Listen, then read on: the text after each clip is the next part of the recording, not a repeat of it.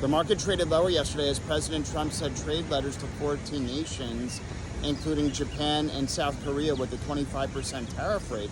These tariff rates are getting close to the April 2nd reciprocal tariff levels, which were artificially too high. And this caused a mini sell-off in yesterday's market, with the Dow and S&P 500 going down close to 1%.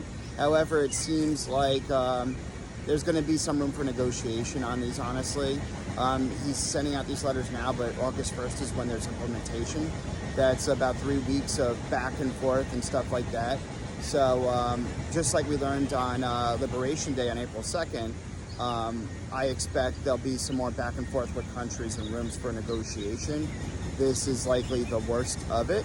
Yes, it creates uncertainty in the short term, excuse me, but I expect this will be over shortly. And I also wanted to up my S&P 500 price target for the end of the year to 7,000.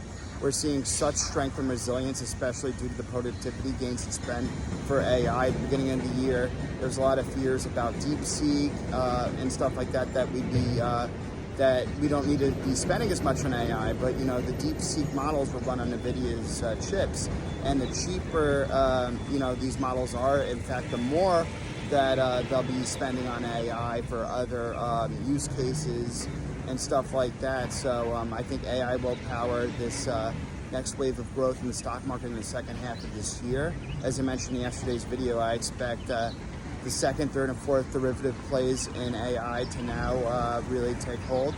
NVIDIA is a hardware player on AI with their chips. They're the pick and shovels player for AI. Palantir is the enterprise operating system for AI.